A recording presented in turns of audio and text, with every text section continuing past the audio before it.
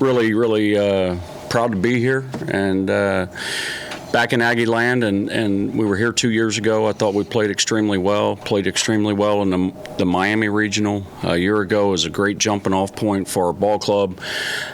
In August, we returned a good mix of guys that had a lot of experience, and so had just a tremendous 56-game regular season full of just lifetime memories and a lot of firsts. And we checked a lot of boxes. We wanted to get in the top 25. We've been able to do that for the last 8 weeks. Wanted to get in the top 40 in the RPI. We were certainly able to do that. And wanted to get to 40 wins more than anything before the regular season. And this group was able to do that. And then win our league. That's always first and foremost. And 5th-rated league in America, and to win it by 3 games, 23-7 overall. I thought was just one heck of a season for these young men, and an opportunity to be one of the 64 teams left that's got a chance to get to Omaha.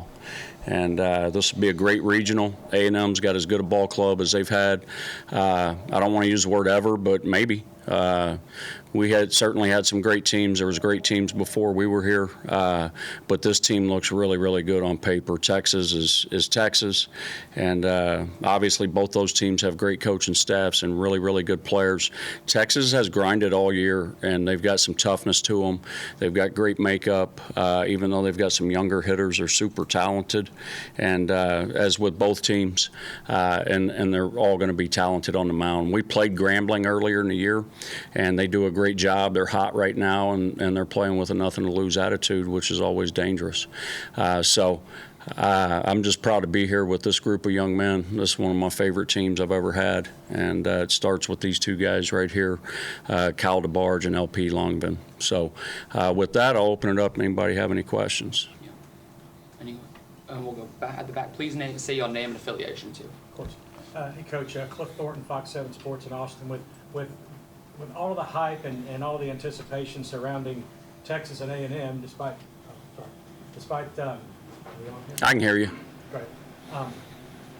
Despite that, you guys are the only team here that won a regular season conference championship. Do you feel like you guys might be a little bit overlooked and kind of fly under the radar in this region? That's fine with us. We're not looking to put a target on our back by any stretch. Although they might not have won a conference title, we got to put that in perspective with the 2 leagues that they're in the SEC and the Big 12. When you look at the leagues, SEC, ACC, Big 12, Big 10, and us, and you can separate Big 10 and us by I'm not good at fractions, but I think it's like 1,000th of a whatever, and so 4th, 5th best league in America. And those 2 leagues up top, those 3 leagues up top are certainly great leagues as well. And I don't think you can put any stock in that. Postseason baseball always comes down to who gets hot at the right time, who can score, who can make pitches, and who can make big plays and ride that momentum to the finish line. And been a part of teams that have done it, been a part of teams that have come up short in that quest. But anytime you're still playing this time of year, you've got a puncher's chance, and that goes for everybody. Everybody's going to be 0-0 coming into tomorrow. But you're exactly right. 2 good teams, 2 great teams, really, and great histories behind them as well. We'll go second row on the right over here.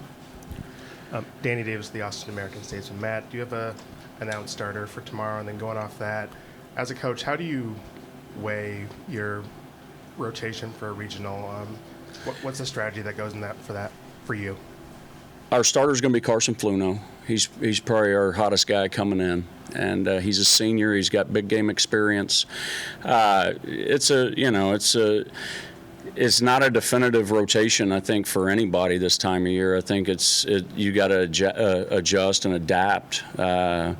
You've got to look at the matchups, look at the teams, really and truly, and look at who's fully healthy and able to give you some innings and get you off to a great start. And so that's kind of the way we approach it. It's just a game plan. If you look at Bill Belichick and the Patriots, they didn't have a definitive offense. They had a game plan, and it was based on who they're playing week to week. And that's kind of the same thing this time of year.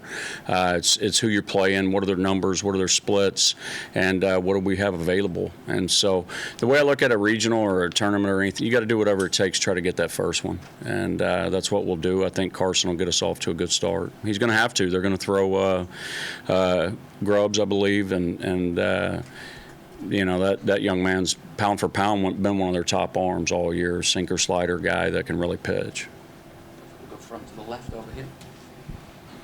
Rob Havens, Aggieland Illustrated. Howdy, Coach. Welcome back to Aggieland. Oh, thank you.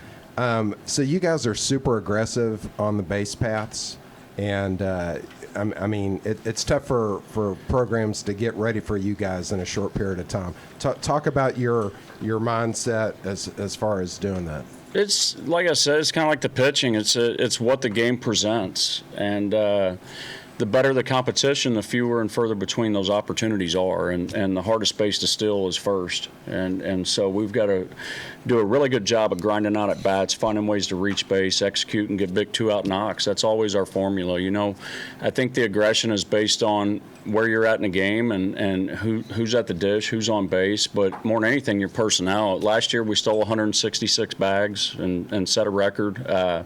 This year we have 100 fewer than that, and that's just based on our personnel and our identity. We've been able to swing the bats extremely well this year, starting with this guy, and anytime you got this guy on your team, you got a shot. So we're known for being aggressive, and I think that reputation can kind of follow you a little bit, and maybe it applies pressure even when there might not be any there. I don't know. We are aggressive team just by nature, though. We're going to play fast, hard, and loose. Go back over here to the right.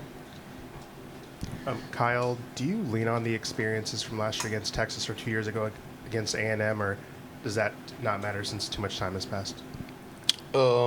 I'd say definitely against A&M. Obviously, the atmosphere part of it. Like I've been here. A few of our guys have been here already, and so definitely that experience helps with coming back and having to do it all over again. And then with Texas, yeah, playing them out in Miami.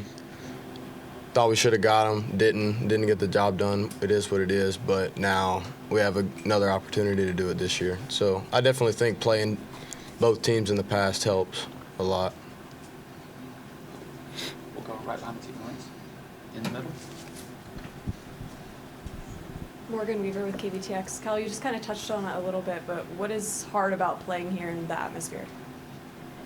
It's 5,000, 6,000 people yelling your name, your girlfriend's name, your everything, bubbles. I mean, I think it's pretty obvious of how it could be nerve-wracking for some people. But yeah, I just think everybody yelling at the same time in sync. Yeah. Any questions? No? Go in the middle. Kyle, I'll ask you the same question I asked Coach a minute ago. With A&M and Texas getting so much of the attention in this region, are you guys just fine kind of flying under the radar and letting them get all the attention, and you kind of use that maybe as a little bit of motivation to show people, hey, we're pretty good, and we're here too. Yeah, I mean, I'm fine with flying under the radar. And I mean, our sole focus is winning Friday night. Just beat Texas, and then we'll get the winner of the next game when it comes. But our sole focus is definitely just beating Texas. Back to the right again. We'll let LP answer a question so he's not completely bored up there. But what's been like, either watching from the dugout, seeing the show Kyle puts on at the plate, and then him playing behind you? What's that been like this season? Well, it's pretty nice when he plays behind you because as soon as the ball is hit towards him, you know it's an out, so it's pretty nice. But no, it's just seeing him perform is really interesting. Like, it's crazy just seeing him play. But the best part about it is just having him as a friend, as a teammate outside of the baseball world. He's better leader than he is a baseball player, which is the best thing for us on the team, I would say. Any more questions? No? think we're all good. All right. Thank you, Thanks, guys. Appreciate it.